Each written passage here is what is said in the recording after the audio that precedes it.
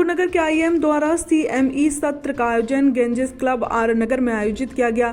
CME में doctor Sumit Narang तथा doctor Abhijit Sachan द्वारा वर्तमान समय में कार्डिक तथा वेस्कुलर सर्जरी पर अपने व्याख्यान प्रस्तुत किए गए। वक्ता डॉक्टर अभिजीत सचान ने बताया कि मस्तिष्क में रक्त वाहिकाओं का एक गुब्बारा होता है। अगर ये फट जाए तो मस्तिष्क में रक्त स्राव हो जाता है, जो जानलेवा हो सकता है। लक्षणों के बारे में बताते हुए उन्होंने कहा कि बहुत तेज सिर दर्द का अनुभव होने पर ऐसी स्थितियां उत्पन्न होती हैं, अतः तुरंत चिकित्सा सहायता लेनी चाहिए। वक्ता सुमित नारंग ने कहा कि हम नियमित ऐसे मरीजों को देख रहे हैं जो यहां मरीज के पैरों में दर्द, स्पाइडर, नसों आदि के इलाज में देरी करते हैं, जिससे स्थितियां बेहद खतरनाक उत्पन्न हो जाती हैं। पैरों में सूजन आना, उभरी हुई नसें आदि दिखना, यदि ऐसे लक्षण हैं तब वैस्कुलर सर्जन का फैसला लेना नितांत आवश्यक है।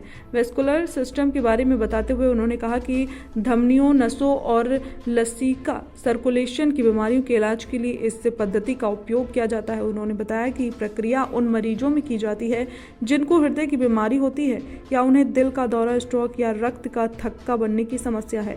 सर्जरी कराने पर मरीज के ठीक होने के समय एवं लागत पर बात करते हुए उन्होंने कहा कि हृदय की स्थिति के अनुसार कभी कभी ओपन सर्जरी की आवश्यकता होती है। वर्तमान में कैथेटर और रोबोटिक्स का उपयोग किया जाता है। समय के बारे में बताते हुए उन्होंने कहा कि इंटेंसिव केयर यूनिट में एक या एक से अधिक दिन बिताना पड़ सकता है तथा लागत परिस्थितियों के अनुरूप होती है। एक सामान्य कोरोनरी बाईपास से पूरी तरह उभरने में 6 से 12 हफ्ते या उससे अधिक का समय लग सकता है।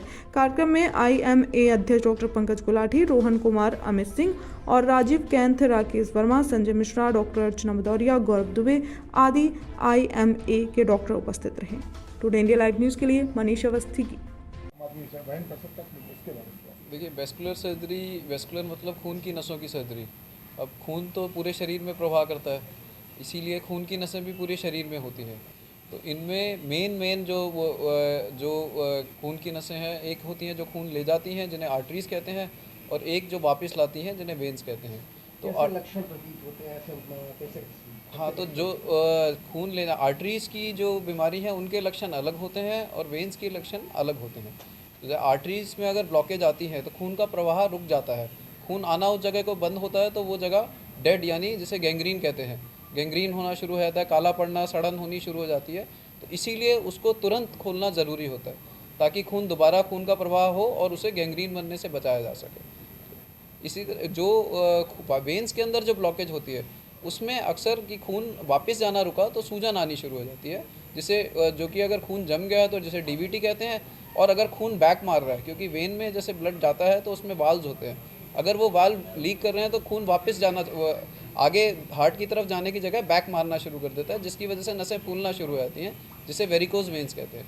तो दोनों का उपचार अलग अलग होता है।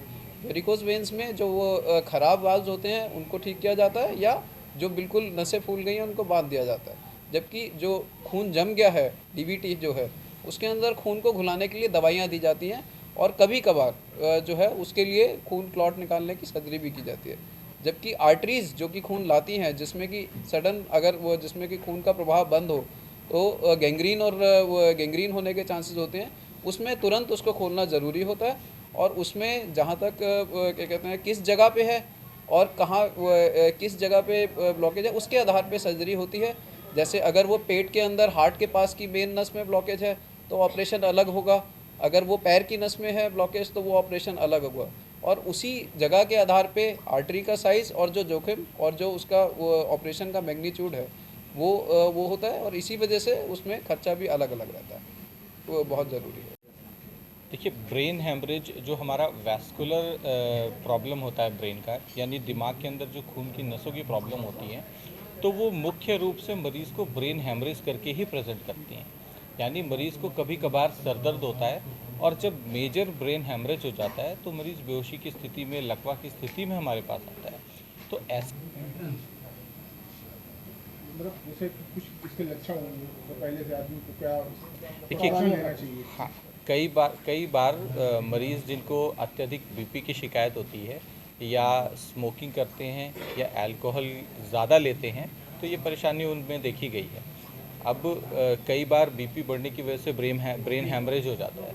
कई बार मरीज के दिमाग में एन्यूरिज्म या एवी मैलफॉर्मेशन या कैवर्नस मैलफॉर्मेशन या किसी और प्रकार की नसों में कोई परेशानी होती है जिसकी वजह से वो फट जाती है नस, तब ब्रेन हैमरेज हो जाता है। तो दोनों ही स्थिति में मरीज की स्थिति और ब्रेन हैमरेज कितना बड़ा है, कितना ब्रेन में प्रेशर बढ़ रहा है, कितना नाजुक हिस्से पे दबाव आ रहा है, उसके आधार पे ही मरीज़ को देख के उसका इलाज किया जाता है। ज़्यादातर केसेस में हम बिना ऑपरेशन के इस चीज़ों को मैनेज करने में कामयाब हो जाते हैं। जिन केसेस में प्रेशर ज़्यादा बढ़ रहा होता है और कोई प्रॉब्लम डिटेक्ट होती है, यानी एनोरिज्म, एवी मैलफॉर्मेशन या कोई कैवर्नस मैलफॉर्मेशन या कोई ब्रेन ट्यूमर है जो ब्लीड कर गया है, तब उनको ऑपरेट करके उनको ठीक किया जाता है।